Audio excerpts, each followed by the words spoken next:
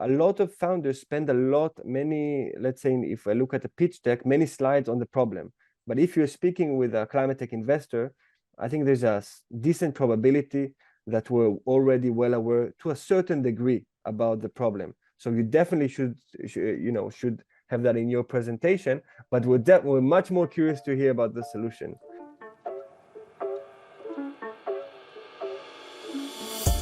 Hello, everyone, and welcome back to the Clean Techies podcast. This is episode 77 of the show. I'm your host, Silas Maynor, and thank you for joining us on today's episode.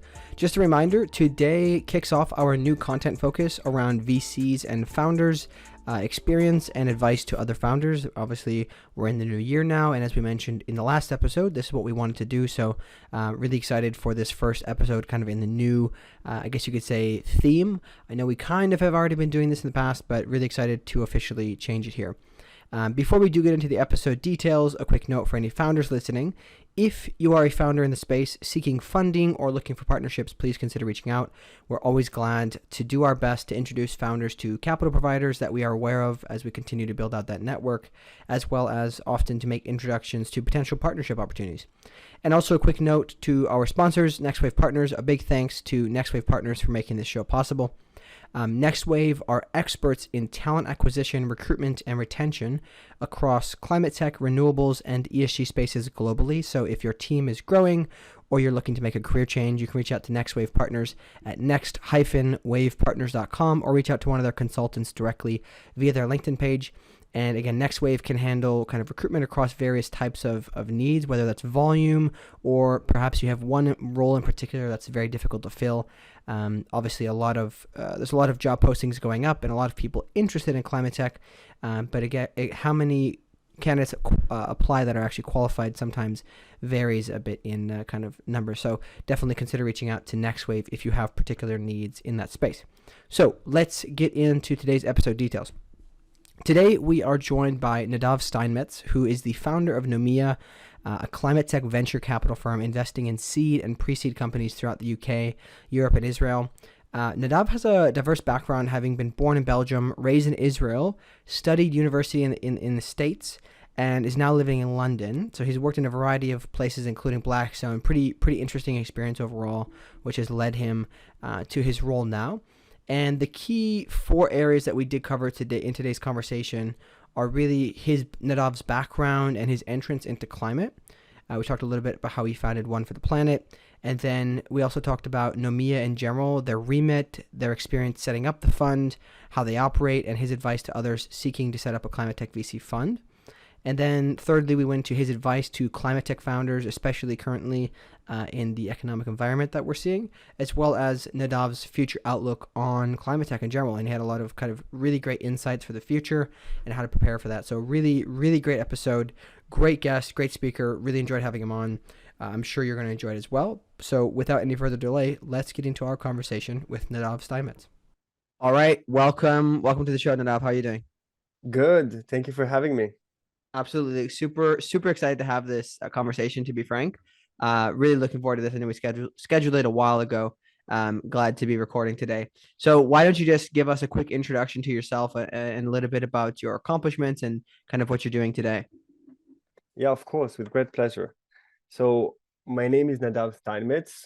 I'm a French-Israeli climate tech investor. A little bit about my personal background. I actually lived in a few different places. Not many people know that, but I was born in Belgium. I've spent most of my childhood growing up in Israel.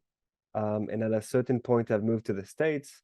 I did my education and I studied at Columbia University, where I studied economics and philosophy. I actually met my wife on her first day of school in the library.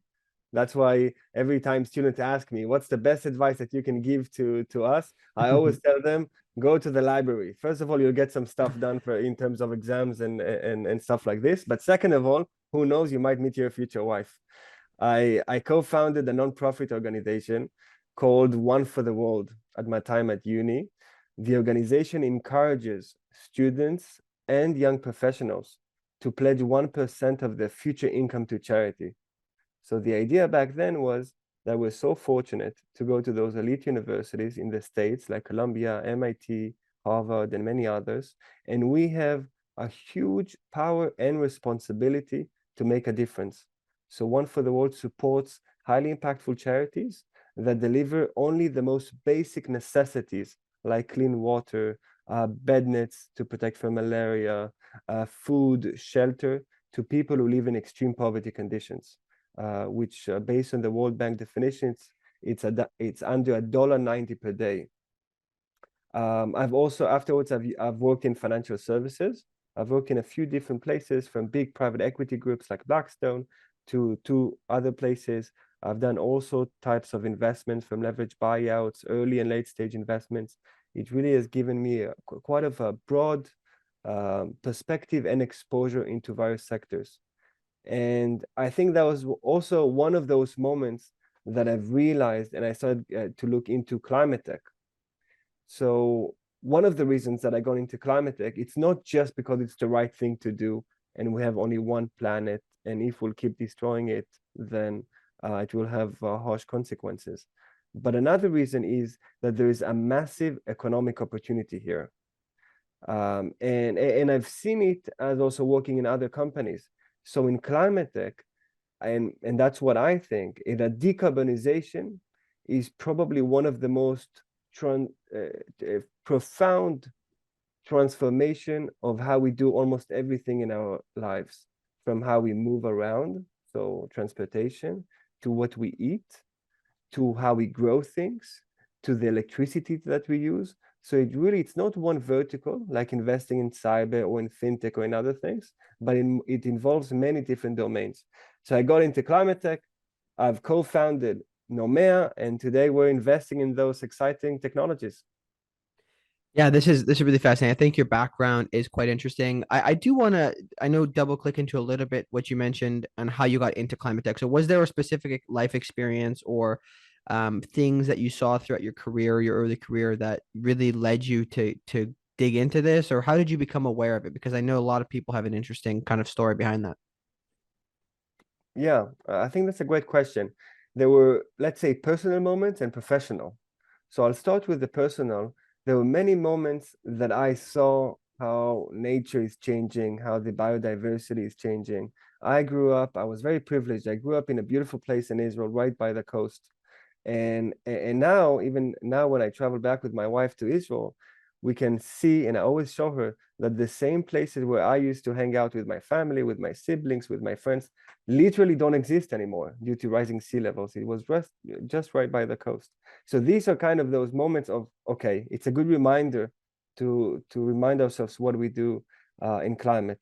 On a professional level, there's a few things. First of all, a lot of investors have been very hesitant to enter into the climate tech space because of what happened in CleanTech 1.0. So the first thing was to ask myself, what is different today than in the first round? And then we've developed several answers that I'm happy to dig deeper, from legislation to the availability of capital, to government actions, to to the maturity of technologies, many different aspects. So this is one. The second thing is just seeing also the great talent, and you work in the recruiting space, so you know this very well, but the great talent that is coming into climate.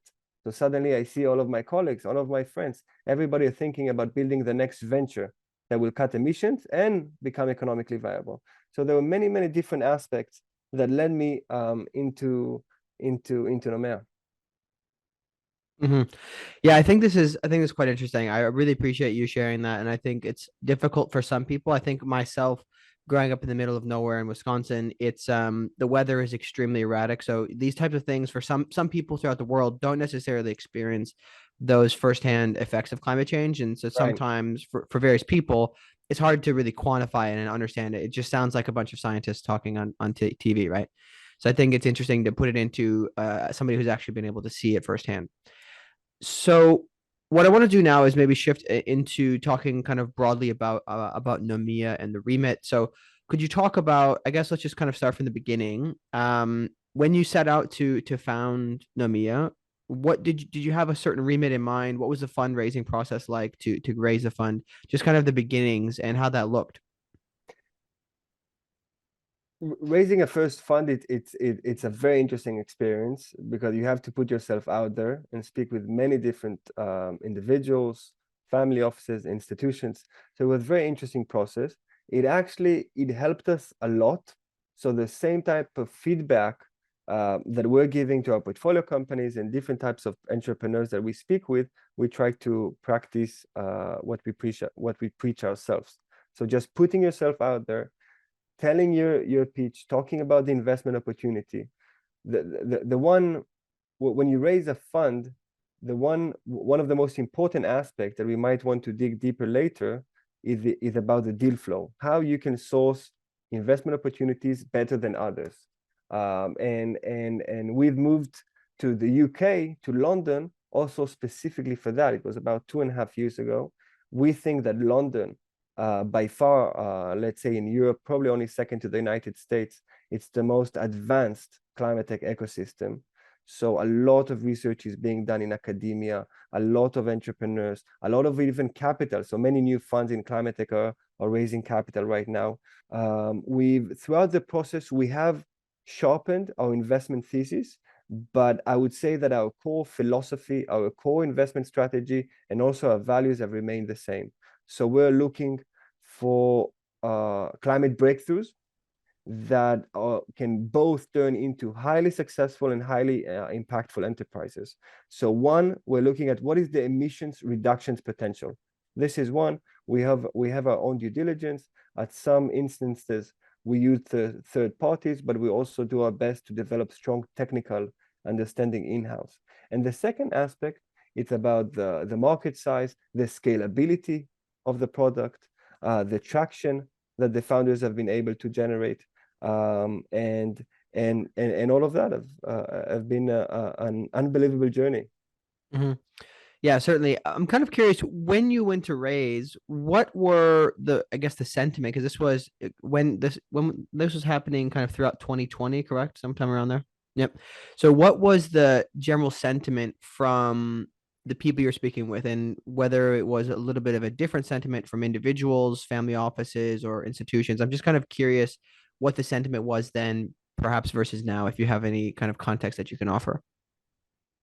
I mean, there's many things that we can discuss. I'll focus on one aspect. I think the number one aspect that has shifted tremendously is the relationship between software, hardware, and deep tech. So at the beginning, when you spoke about climate, most of, I would say, institutional investors and in the investor base in general was very worried and concerned about anything related to hardware. And the reason is quite simple. I mean, if you look at the traditional VC model throughout the years, investing in anything related to technology, it's mostly software. And we know the reasons related to cost, scalability, et cetera, et cetera. So at the beginning, I think there was a lot of questions around investing in business models that are related to anything related to hardware. So things that you actually have to build stuff.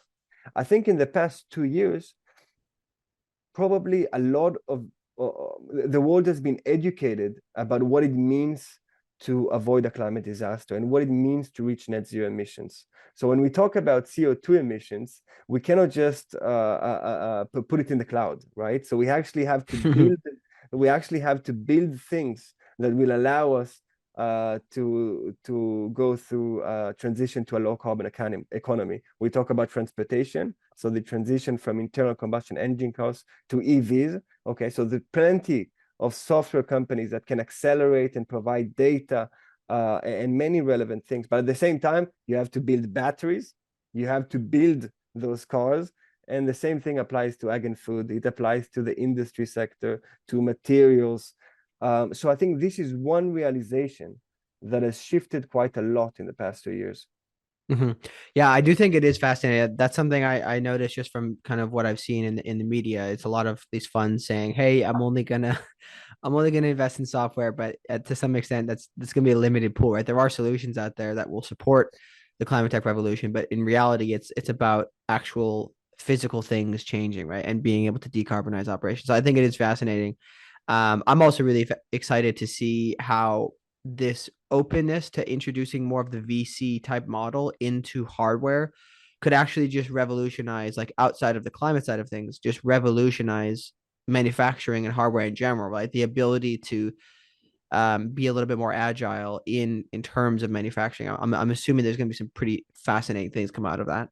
Um, you mentioned earlier it comes down to for a fund, it comes down to being able to have really good deal flow. Could you speak a little bit more about the way you manage your deal flow, any particular partnerships or scouting programs that you use to work with? Yeah, we've spent a solid amount of time thinking and strategizing around deal flow. First of all, we have very strong relationships with other players in the industry. So from other VCs, early and late stage, from climate tech accelerators and venture builders here in the UK, there's actually a good number of them that are doing a phenomenal job. And we have very strong relationships with all types of investors across the industry. This is one. And we have monthly catch-up calls, and we speak to them quite frequently. So this is one. The second thing is that what we realized over time, that the best way to get the best deal flow is actually to be the most helpful to existing portfolio companies. And the reason is quite simple. The more value that you add to your founders, they would refer you to their friends and to the other people that they recommend and think are building the next exciting venture in climate.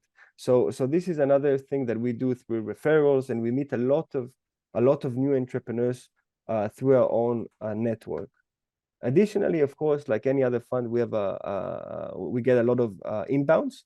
I don't know exactly the number on top of my head, but on a weekly basis, either through our website, sometimes through LinkedIn, a lot of founders reach out to us. Mm-hmm.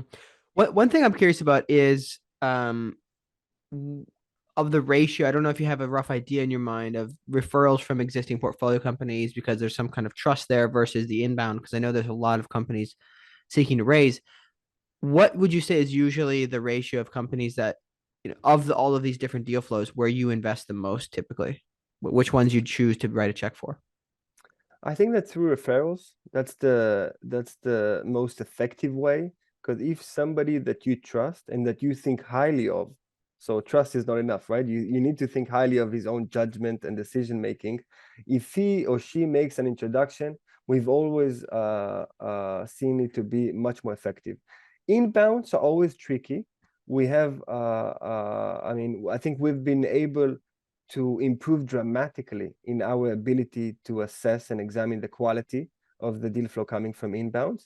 But I think referrals are probably, or from our own network, I think it's one of the best ways. Mm-hmm. Interesting. Yeah, I would assume that there's some level of because of the trust, and they also, if they're good people, right? If you've invested in the right company, they probably can also do some of the sorting for you, essentially, right? You talked about adding the value to your existing portfolio companies. So could you talk a little bit about how you differentiate yourself from other funds? Because I know at one point it almost seemed like the founders had a little bit of choice because they wanted to pick the best funds that had a lot of extra value to bring. So what do you do to differentiate yourself from the others in that way? Of course, we see ourselves as founder-centric. So we're looking to help in the way that is the most needed by the founders themselves. So the first question that we ask entrepreneurs is how we can help you. That's the first question, and it's going to remain the same one. And what we've learned actually, which is quite interesting, maybe not surprising, that the answer is always different. So it's always case by case. Sometimes it's about product and building a product and strategy. Many times it's actually about hiring, so finding great talent. And today a lot of people, young people as well, are looking to enter into the climate tech, but not only in terms of finding those people, but also understanding the needs of the company and how to prioritize certain positions over the others. Another aspect, of course, is fundraising. As I said before, we have good relationships with other investors, and we're quite collaborative in our approach and in our investment thesis. So we're always very happy to bring to the table other investors. So, I mean, I'm happy to give many other examples, but it's a case by case. And Yeah, I think that is pretty fascinating. I think the network effect, and to some extent, I think it's sometimes a little bit overhyped, but usually the people with if you will, the string, the controlling the purse, right? The purse strings. Those people tend to have the ability to get conversations that some people may not as easily, at least. And then those can be leveraged to build good networks and good partnerships that I think can be valuable to others, assuming they use it for the right means. Um, One thing I wanted to just kind of to close this section would be, what would your advice be to other people looking to start a climate tech venture fund? This could be people starting something for the first time or people coming from traditional VCs looking to get into climate. What would be some of your advice to those folks? So I think the first question is the why question. Why do you want to do it?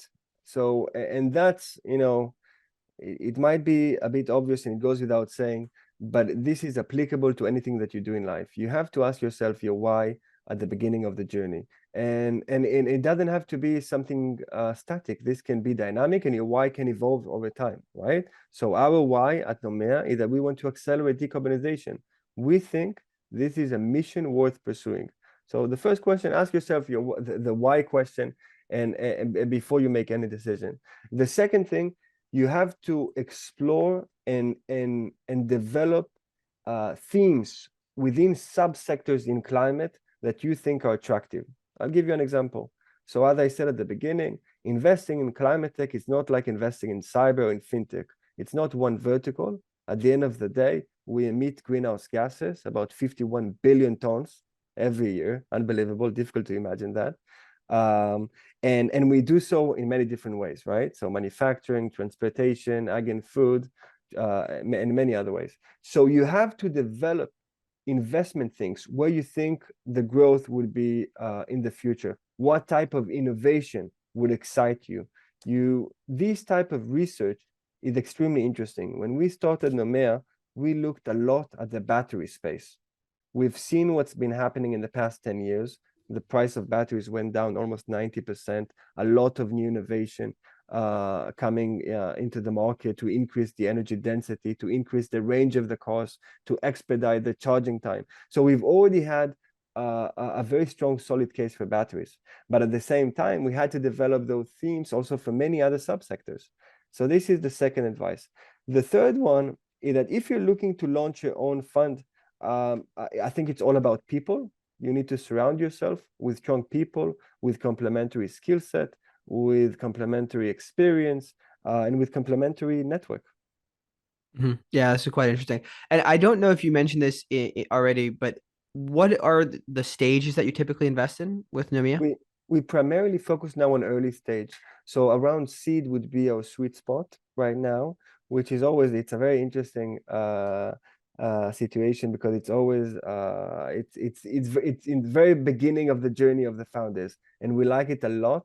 We think that's the area where we can add the most value, helping companies to find the right product market fit, help them sign more pilots, more customers, scale their business.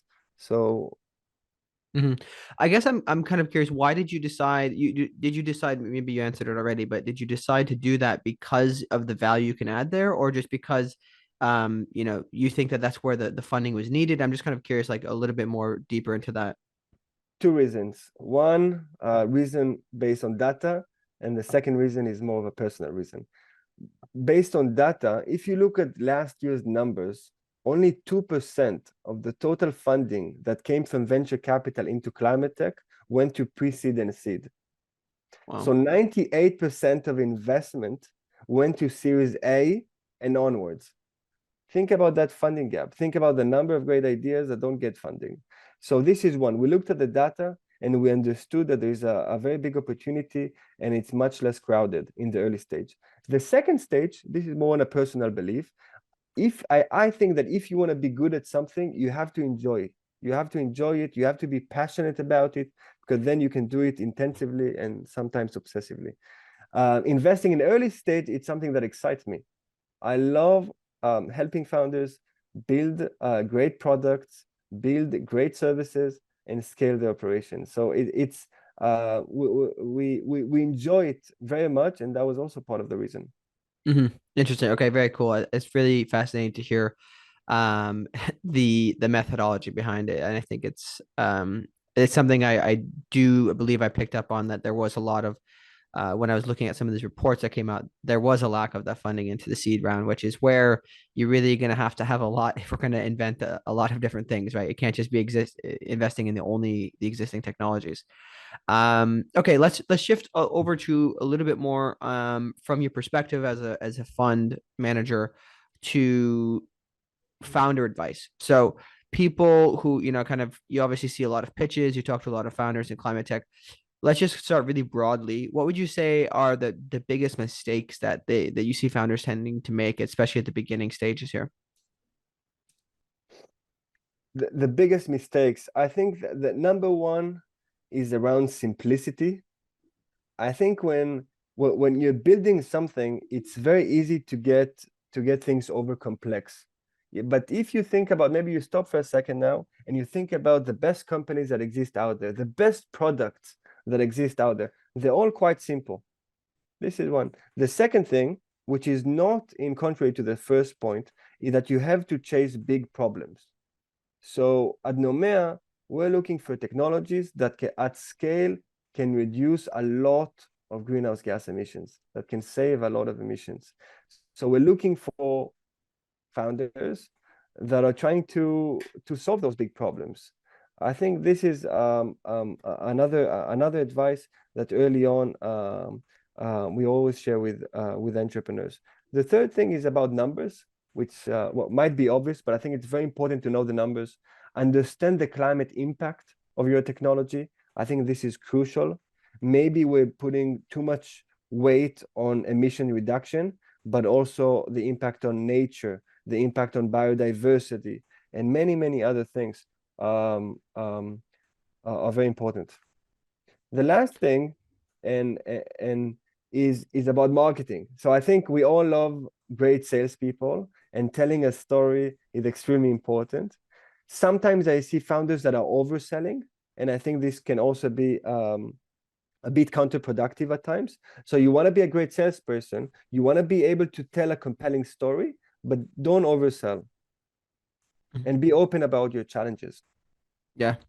I think it's probably difficult. There's a lot of people who are not familiar with what sales really is, that are afraid to mention the negatives, right? Because they're afraid that it's going to poke a hole and things are going to sink. But I think in my experience personally with sales, usually admitting the kind of the holes or the things that you're struggling with tends to help humanize you and realize that, hey, I'm a reasonable person. I'm not just looking at only looking at the bright side of things, right?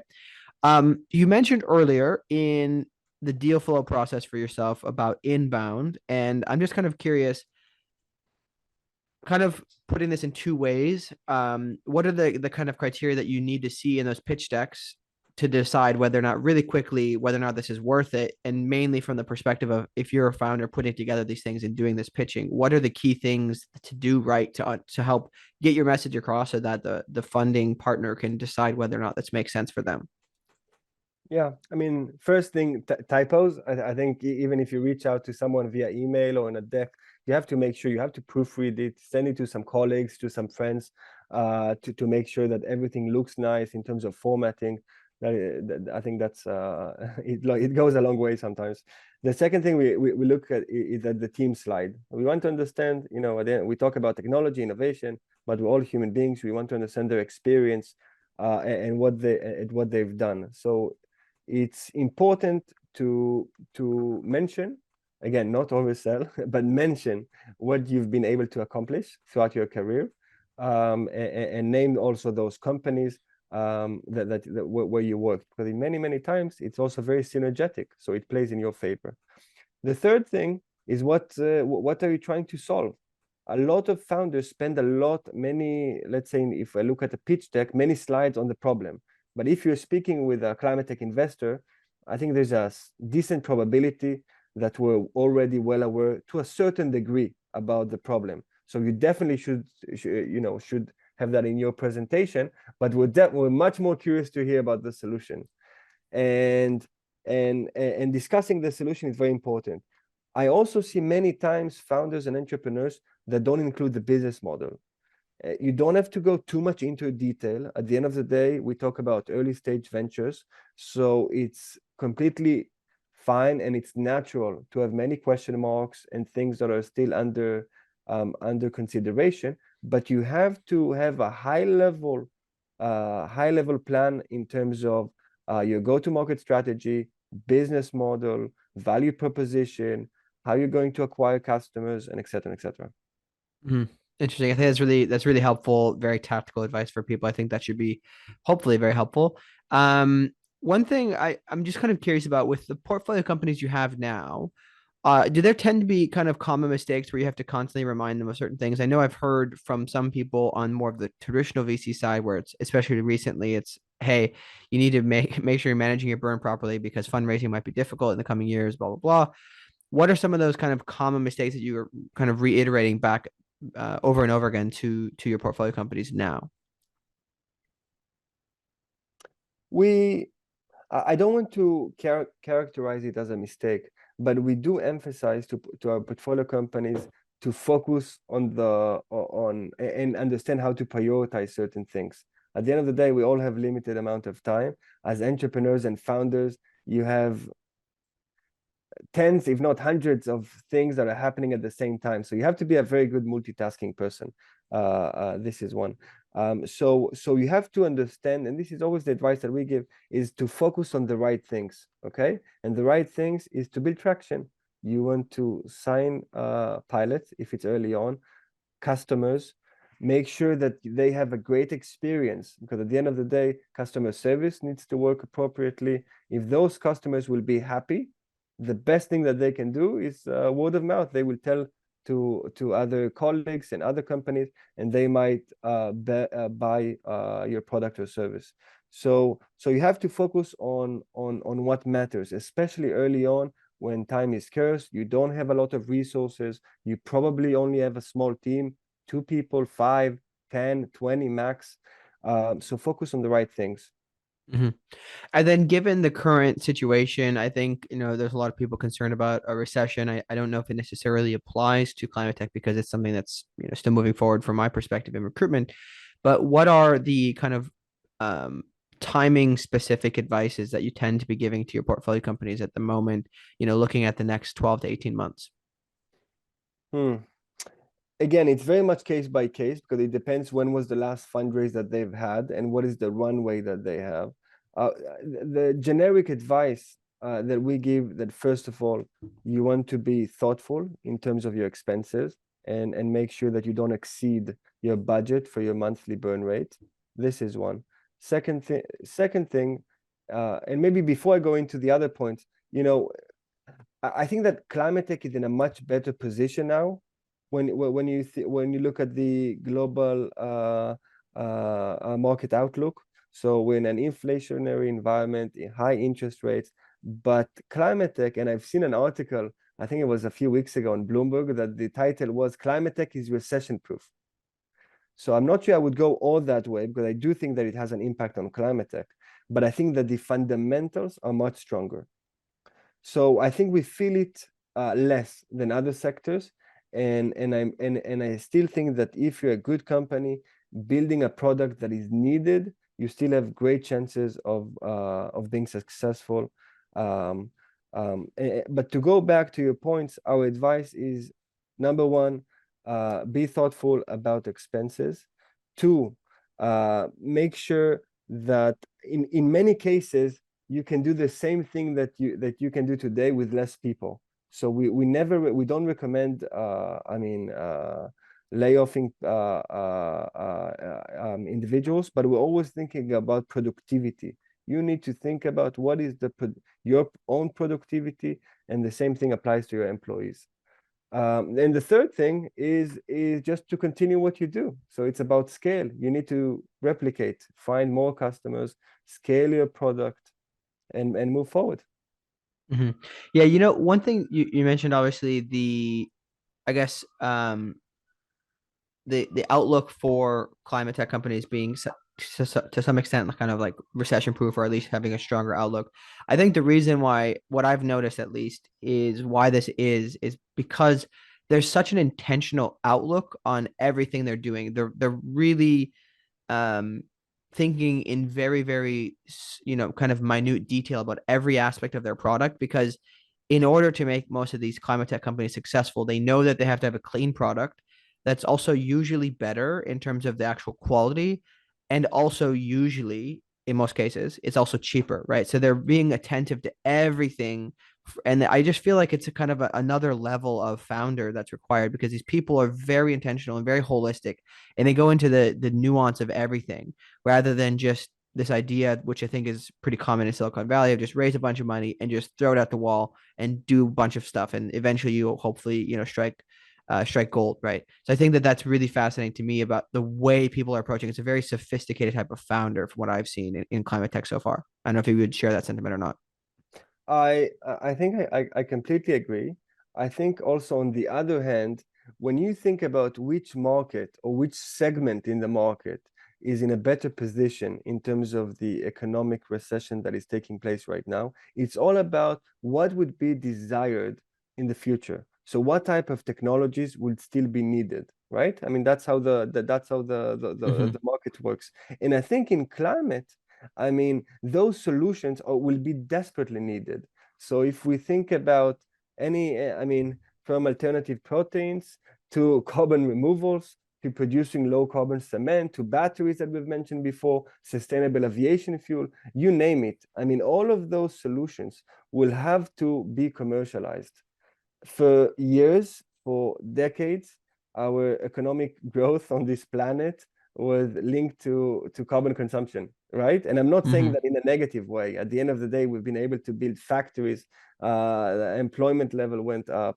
We've been able to do so much amazing things, right? Today, you can travel from a place to place. You have your iPhone. The level of innovation is unprecedented. Now, we're starting to realize, okay, all of those years where the GDP growth rate was quite impressive, but it came with a cost to the environment. It came with a cost to our planet. Mm-hmm. It came with a cost to nature, to our ecosystem, to where we live, to the air that we breathe.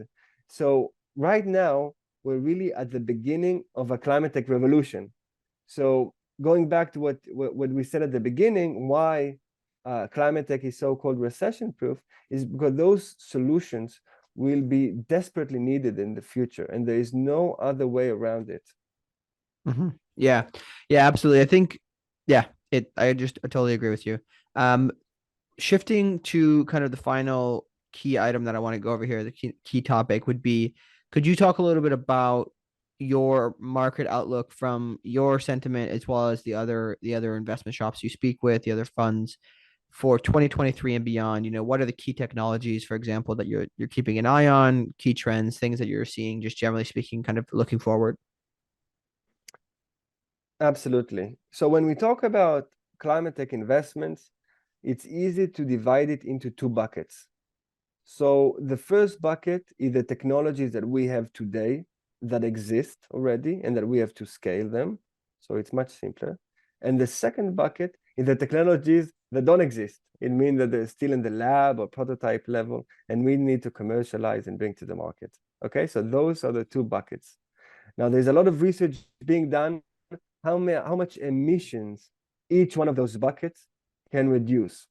Okay, so what's I think the consensus today is about that the first bucket, so the technologies that exist today, like solar, wind, batteries, electric vehicles, they can reduce global emissions by up to 65%. This is quite impressive. So just by scaling more solar, more PVs, more wind turbines, better and cheaper lithium-ion batteries, cheaper EVs that can compete with internal combustion engine cars, we can reduce global emissions by up to 65%. The second bucket, which we at Nomea, we focus primarily on this one, is reducing it's technologies that don't exist today, so they're still in the lab or still in a prototype level, and they can reduce global emissions by up to 35%. This is very broad still, but it's mostly related to what is called hard to abate sectors. So things in our economy that are very hard to decarbonize. So industry processes where extreme heating is required, like the production of cement, steel, plastic, long haul transportation. So within Nomea, and also in terms of our outlook to the following years, we're thinking about it in terms of those two buckets. So I can give you also examples from our portfolio companies, but we invest either if it's in the first bucket, so we invest in companies and technologies that accelerate the adoption of the existing technologies, like solar, like wind, like batteries, and et cetera, et cetera. Or the second thing, we invest in new innovations of things that don't exist today, but hopefully will exist in the near future, and will help them commercialize to reduce emissions. There's like any other investors. I mean, there are certain areas that we're more bullish on. There are other areas that we're, I would say, still very much interested and curious, but and are following closely, but haven't taken immediate steps and haven't invested yet. Of the second bucket of the companies that maybe don't exist yet, or the technologies that don't exist, what are some of the key specific areas that you're really like keeping an eye on? You think that there's people getting close to it? That's some interesting technologies or things or areas for people to focus on. Yeah, recently we're spending a good amount of time looking into industry processes. I know it doesn't sound like a very sexy topic, but industrial processes are very polluting. So we started researching and understanding what's happening in those spaces. I'll give you one statistic. So cement production, only cement by itself, is responsible for about 8% of total greenhouse gases. And the reason is it's not just because of the furnaces and the temperature and all of the heating required, is also because of the chemical compound. So when cement decomposes, it releases CO2 into the atmosphere. So while researching this, we've understood that we have to invest in alternative solutions other than limestone, other types of rocks that can be, the backbone of buildings and future bridges, infrastructure, et cetera, et cetera. So we spent a good amount of time into industry processes. Another thing that we've been following very closely is carbon removals. It's a very hot topic for anyone involved in climate tech. So if from founders and investors, there's a joke, that if you're a climate tech investor, founder, you probably are talking about carbon removals. And it can be divided into many different buckets, from direct air capture, DAC, to biochar, biomass, mineralization, ocean solutions. So we're looking at it systematically across those different categories to understand the value, the economics, how much would it cost to remove a CO2 out of the atmosphere and store it underground or sell it as a byproduct. So this is another area that we're looking closely. Mm-hmm. What about kind of to flip the coin a little bit? What are some of the areas where you think, I guess it could be two things, just kind of concerns that you have going forward, some of the things that, especially in the next 12 months, you're a little bit concerned about, or perhaps it could be technologies that you think are perhaps oversaturated with different companies in them, or just head fakes that you think is like, hey, this doesn't seem like it's going to make a lot of sense for me in my mind. Yeah. So within climate, the sector that attracts the most amount of capital is transportation. I think the second one is energy, which makes sense. Within transportation, in my view, there are certain areas that receive too much attention and too much capital. I can give you one example, which is micromobility. Now, we've all seen those scooters, all over the big cities in America, in Europe and elsewhere as well. And I have nothing against it. It's actually, I've read a few of them, and it's always been a lot of fun. But I'm not sure in terms of the climate impact, whether it has the same climate impact as the other technologies that we've just mentioned before, like low carbon cement, carbon removal. So when we're thinking about new investment, we're thinking how we can be the most helpful and how we can reduce the most amount of greenhouse gas emissions. So micromobility probably wouldn't be a good fit for our investment criteria at Nomea. This is one. The second thing, another area that receives a lot of attention, primarily from the media, I think, is the intersection of climate with crypto, with blockchain. And I don't want to say that I'm not convinced, because I think there's certain areas where blockchain can be very valuable, being a decentralized platform, perhaps maybe in carbon markets. Maybe this is for others to argue this way or another. But I think it might be overhyped as well in terms of the level of funding that is getting there. Um, and and and and yeah, so these are two examples. Again, I don't want to dismiss those two Yeah. areas of investment. And if they bring new capital into climate tech, then I would be supportive. But we have to always think ourselves, what is the climate impact? We have to look at the numbers, and we have to understand what are the alternatives. Hmm.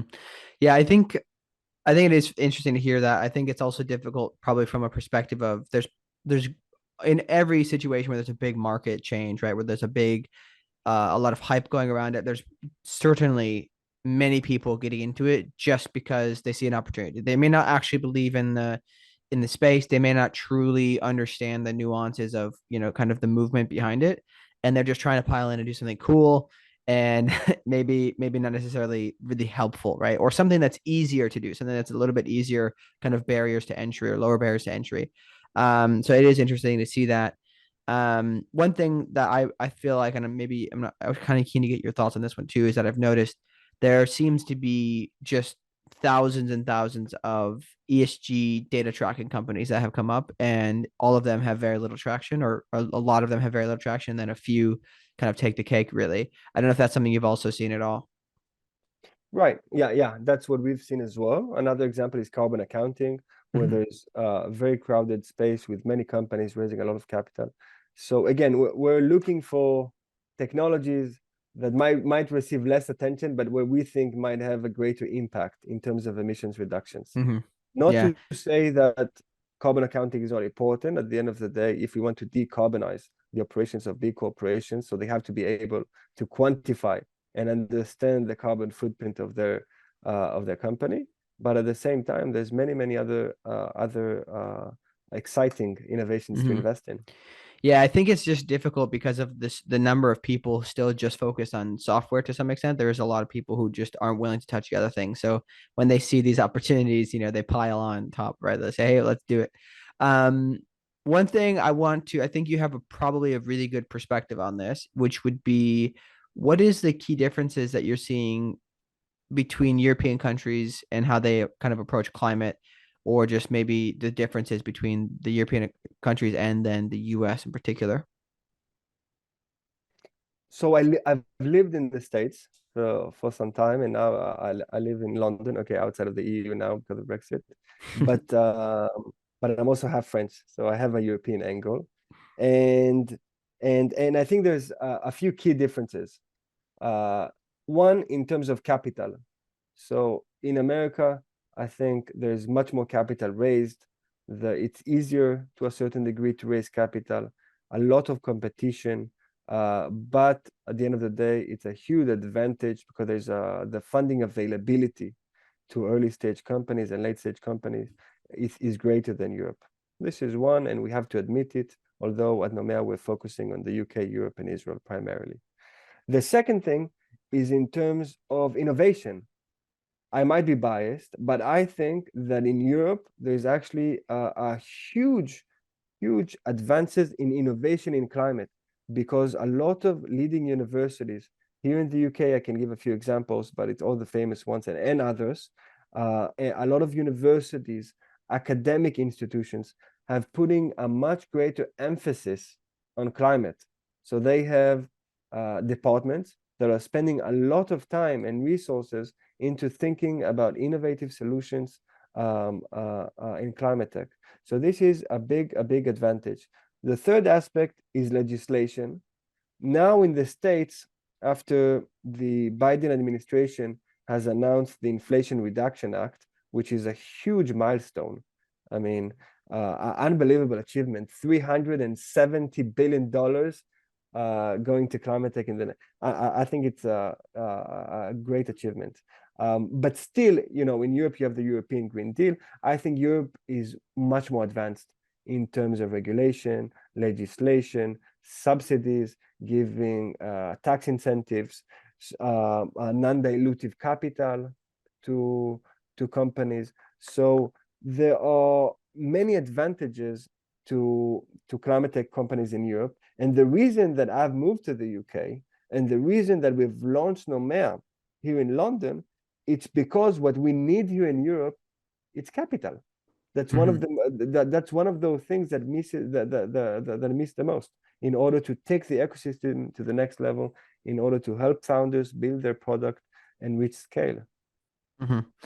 Do you see one quick point on the regulatory side of things? Do you see a lot of proactive effort in Europe on legislation, things like that, to try to get ahead of things? Because I know that usually legislation is pretty reactive. You know, something goes wrong, they get together and say, "Hey, we got to fix this." I know that's certainly the case in the U.S. I'm just kind of curious if there's people who are learning from the kind of past mistakes and saying, "Hey, we need to get some really good minds together to determine how should we regulate these newer technologies and things that are changing kind of the way we operate." Yes, 100%. I think it's changing and evolving constantly, all the time. At the end of the day, legislation and regulation, they're a product also of public opinion. So for example, in the States, without getting too much into climate, into the politics, because it's a podcast about climate, but the country is quite divided. You know, you have two camps. One camp think that you guys need to do A, the other camp think that you need to do B. In Europe, I think that climate change is much more of a consensus in terms of the steps and in terms of the harm that is being done to the environment due to the concentration of CO2 in the atmosphere. So that's one of the reasons why Europe has been able to be a step ahead of the States. Going back to your question, yes, I can. We see in real time how the legislators are going back, understanding what they should offer, how they should work, how carbon market. You know, it's a classic example, the voluntary carbon market, but many other segments in terms of how those markets should work in the future. Very good. Well, I think I just have one other kind of key thing I'd like to ask before wrapping up here, which is, generally speaking, I know there's a lot of debate, especially I think from the investor community, around investing into adaptation versus mitigation. And I'm just kind of curious if you have some thoughts on this, generally speaking, or a thesis around it for Nomea. When we think about investing in climate, we have to be also very brutally, I would say, brutally honest with ourselves in terms of where we stand today. Okay, I don't want to get too much into the details about, you know, what happened in the 2015 Paris Accord, or even, you know, a few months ago in COP in Sharm el-Sheikh in Egypt.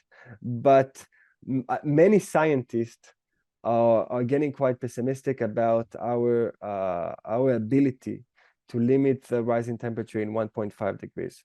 I don't say that I agree with that. By nature, I'm an optimistic person. I decide to invest in high risk, high reward ventures. So I think this is a product of my personality.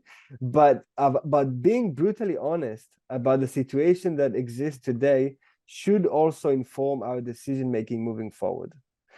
That is to say that I think that much more capital needs to be allocated towards adaptation. I have to review the numbers. I think about over 90% of investment in climate goes to mitigation, which is crucial, again, crucial, but adaptation is definitely requires more attention. So when we talk about adaptation, we talk about how would life look like on Earth years from now, and will we have the tools and the ability to live fulfilling lives? So we spoke throughout our conversation the fact that many founders and also many VCs preferring with a strong preference towards software. So on the adaptation side, this is a great opportunity for founders with that type of skill set to apply their experience. For example, from climate risk platforms, weather forecasting, satellite imagery. I mean, there's so many examples because at the end of the day, we'll have to understand, just one example, we'll have to understand the frequency of future heat waves. We've had a heat wave here in London in the UK last summer. Mid-July, it was the hottest recorded day in the history of the UK. I don't know if you saw that on the news. I was here with my wife. It was, I think, July 19th. Temperatures that hit over 40 degrees. So in the future, the same heat wave that we had in London would occur much more frequently. This will have a huge impact on our lives. So for example, this summer, the UK Met Office, they announced a national emergency. Most public transportation were closed. They were asking people to stay at home. All of these had a huge economic impact. If in the future, just to focus on this type of example, those heat waves will be stronger in intensity and much more frequent, we have to have the data, we have to have the intelligence to know when are they expected to happen, and to have also the tools to continue our lives as usual. Mm-hmm. Yeah, I think the last thing that just comes to mind when you talk about this is, I think this idea that people have a hard time realizing that things will change and there's going to be a lot more disruptions, and that's also going to play a role in kind of corporates focusing on constantly having quarter after quarter of positive earnings, rather than understanding that a business has to be operated in a sustainable way. I think that this mentality of just like always doing anything that it takes to achieve a higher amount of income, even at the expense of others, it has to go away, right? There has to be a more measured approach to these things, because people need to realize that there is going to be a necessity for flexibility in a lot of these things with climate change effects coming. So I think it's an interesting place to leave it. Any final thoughts of where people can reach you to get in touch if they want to collaborate, looking for funding, etc.? Absolutely. We're always happy, and we're looking to have conversations with different players in the industry and the ecosystem, whether you're a fellow investor, a founder, a scientist, a domain expert, anything that you do, and you'd like to speak with us, please reach out. Easiest way might be via the website. We have different forms for depends on the type of inquiry, or the LinkedIn, where I'm happy always, and I try to be as responsive as I can on LinkedIn as well. Very good. Well, it's been a pleasure having you on. I've learned quite a lot today, and I'm really looking forward to being able to share this with people. Hopefully it's very helpful. Fantastic. Thank you for having me. Yeah, absolutely. All right. Thank you, everybody, for listening to today's episode with Nadav. If you enjoyed this episode, please do share it with somebody else who might find interesting. Perhaps you know somebody who could really benefit from the advice he shared today. Definitely share it with them. If you enjoyed it as well, we'd always appreciate a review on Apple Podcasts. It really helps grow the reach of the show. And of course, if you're interested in and enjoy the content and want to continue following these conversations with founders in the climate tech space, as well as VCs in the climate tech space, feel free to subscribe and tap the bell for notifications.